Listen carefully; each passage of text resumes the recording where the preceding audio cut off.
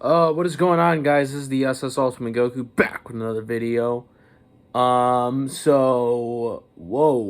Um, big news out of the NFL,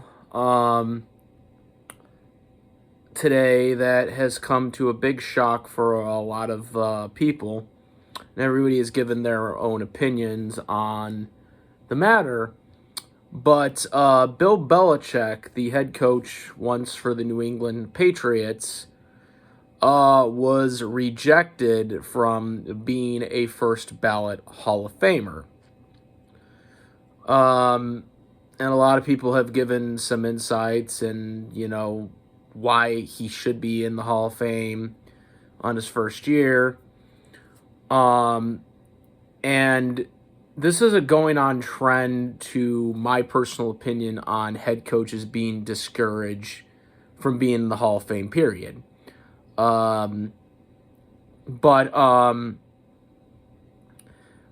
not really a surprise that Bill Belichick is not a first ballot Hall of Famer. And I don't say that he's not worthy enough to be a first ballot Hall of Famer, but the way the Hall votes in head coaches, if you understand that, it's not really a shock that he didn't get in. There's only been 3 head coaches in the history of the modern day NFL since the Hall of Fame was created in 1963, where they got into the Hall of Fame on their first ballot. That was Don Shula, that was Chuck Noll, and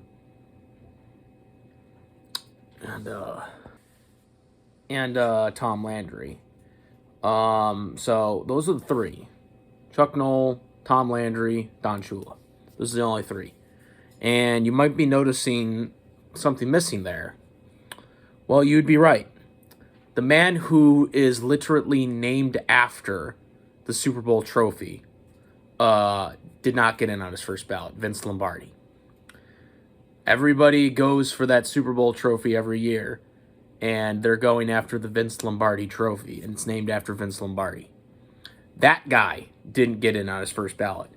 Okay, Bill Walsh, 49ers guru, head coach, didn't get in on his first ballot.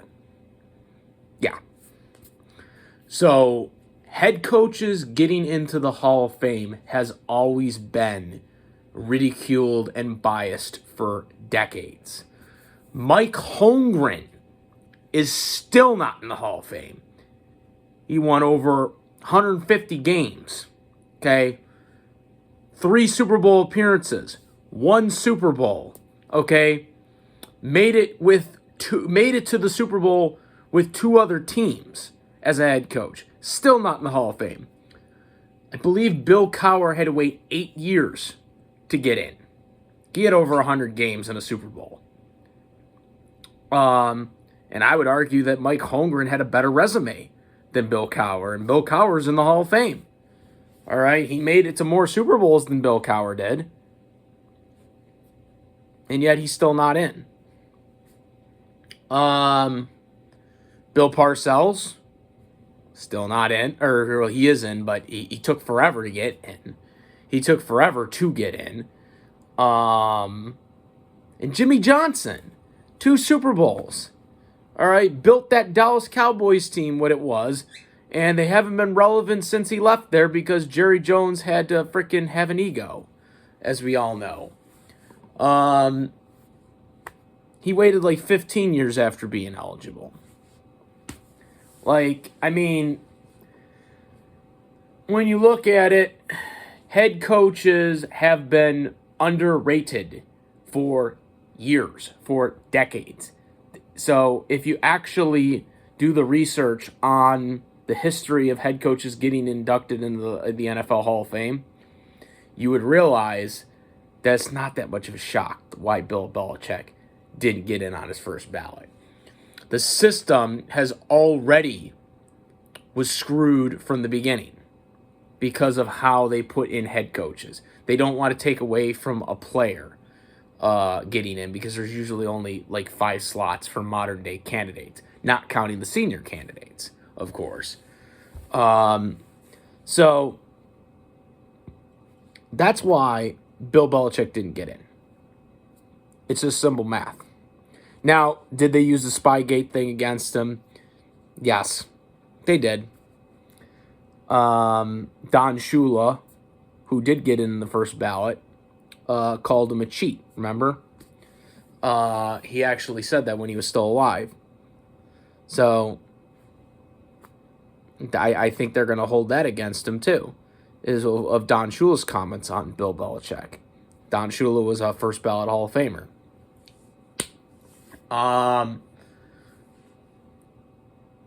So, is it a shock to me that Bill Belichick is not in the Hall of Fame on his first ballot? No. I'm not shocked at all because I know how the Hall elects head coaches. I've seen how they elect head coaches. And what I think should happen, and this is something that I think should have happened a long time ago, is that head coaches should be in their own category. They shouldn't be taking a slot away from a player. They should just be inducted. You know, if you have to put as many candidates as you had for the Hall, you should just do it. Like that anniversary class that they had where they put in a bunch of Hall of Famers, right? There was a couple years ago, there was an anniversary type class where they just put in a bunch of Hall of Famers. Why can't they just do that every year? Why do they have to do it why does it have to only be 5 people, not counting the senior candidates? You know what I'm saying? Why can't they just put in, 10? However amounts that get voted in, get in. You know what I'm saying? Or you just have a specific category for a head coach, GM, owner, contributor, whatever. Why is it? Why do they have to be so strict on the rule? That's the problem with the Hall. And it's been a problem for decades, and this is why a lot of players don't get in. All right? And this is why we're in this dilemma with head coaches. Now, personally, I think, because with head coaches, apparently they only have to wait 2 years or whatever now, rather than 5 like the players do. The players have to wait 5 years after being retired. That's why Phillip Rivers is going to be waiting forever now that he played this year. But that's what I think needs to be done here. That's what I think needs to be done. They need to change the way they do head coaches in the Hall of Fame. Period. Because you got guys like Mike Holmgren that are still waiting. I know I wouldn't say he's ahead of Bill Belichick, but I mean, come on. How is he not in yet?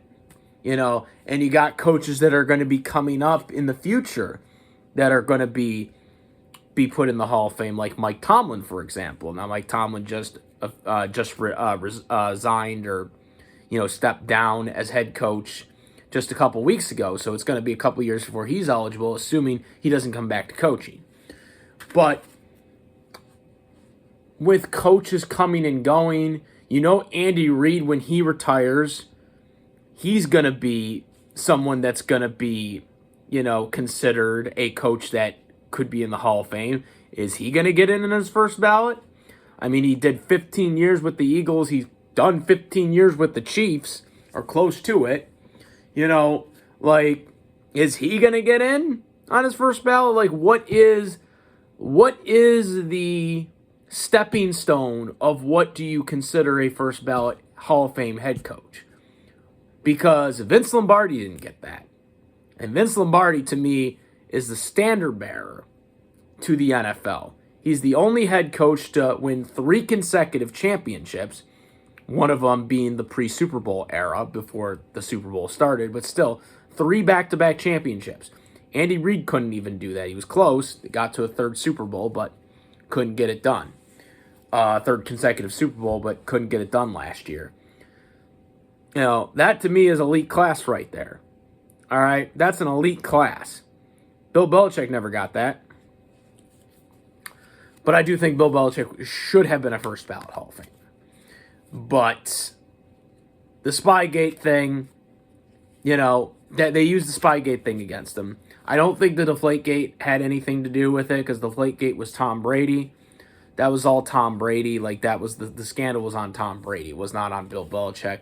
But the Spygate thing is what they can pin on him. You know, Don Shula said he was a cheater before he passed away. And he was a first ballot Hall of Famer. So maybe that played in a part. Maybe Don Shula's comments, which nobody's really talking about. Because now everybody... See, that's another thing. Everybody's talking about how the spy... Now everybody's trying to mitigate the Spygate scandal. That it wasn't really as big as it was. Because it was. The videotaping stuff and all that stuff was a big scandal at the time. But now everybody's saying, oh, it wasn't as big. Now the media's like, oh, well, it wasn't as big as it actually was. Because he didn't get in on his first ballot. And again, I think he should have gotten at his first ballot. But again, I understand how the NFL does the Hall of Fame. I understand how it's biased towards head coaches. Because I've seen this with Mike Holmgren for years, how they screwed Mike Holmgren from getting into the Hall of Fame. So it wasn't a shock to me. Despite the, what people are like proceeding right now. Like I said, I understand I understand how they're doing the structure. I understand what they're doing. Because again, I think this high standard of head coaches for the Hall of Fame is inconsistent. And it always has been. This isn't new. It's just people are finally realizing it because of Bill Belichick. And so maybe that, to me, is my hope that they'll do something to make head coaching be a lot easier to get in, that the bar won't be so high for these head coaches. Because it just seems like that's what the Hall has been doing for years. If someone like Vince Lombardi isn't a first ballot Hall of Famer for what he did, for what he did in his era, he has one less championship than Bill Belichick, but that's because he retired, all right? Because, as we did later find out that Vince Lombardi had, he had health problems, and he died, unfortunately, passed away very young, within a couple of years after, retiring after that 1967 season. He only lived 3 more years after he won that 3rd consecutive championship, a total of 5 championships in all. He passed away 3 years later in 1970. So, Vince Lombardi, what he did in his span, and he can't get in the first ballot. It's not really a shock that Bill Belichick can't get in on his first ballot. I don't know what the criteria is in terms of what you have to do as a head coach. But based on what I have seen from the 3 examples that we talked about, Don Shula, Chuck Noll, and Tom Landry, what are the 3 things that those gentlemen have in common? Longevity. Tom Landry obviously was 29-year head coach for the Cowboys. Don Shula started being a head coach in 1963 for the Baltimore Colts. Left the Colts to be the head coach for the Dolphins in 1970 and would continue being the head coach for the Dolphins until he retired in 1995. So, 8-year stint or 7-year stint with the Baltimore Colts, and then a 20-year stint with the Dolphins. Long time. And same thing with Chuck Noll. Chuck Noll was a head coach for 22 years. That's really the only thing. And I guess we could say the same thing for Bill Belichick, because I think Bill Belichick, wasn't he a coach for 18 years? So, he was a coach for a long time as well, but at the end of the day, they just were we don't see him in the same class, I guess. I don't know. But that's the only thing I can think of is that longevity, because that's the only thing that the three guys that did get in as head coaches, as first ballot Hall of Famers, had in common, really. I mean, they had Super Bowls, obviously, but, Shula, obviously, one of them was the perfect season, but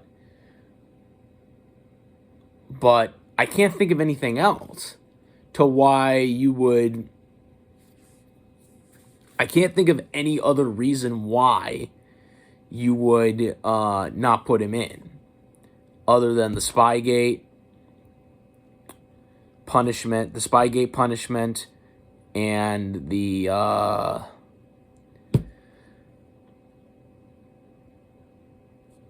whole idea that coaches just can't be getting in on their first ballot and that they have to wait, And again, a lot of these head coaches, these great head coaches, have had to wait years to get in. It's insane. But that's my thoughts. Not really a shock to me. Should he be a first ballot Hall of Famer? Absolutely. But it doesn't surprise me because of what they've done in the past to guys like Vince Lombardi and Mike Holmgren. That's what I got to say. Comment, rate, flex, if views. That's it. I'm the S. Sultan Goku. Out of here. Peace.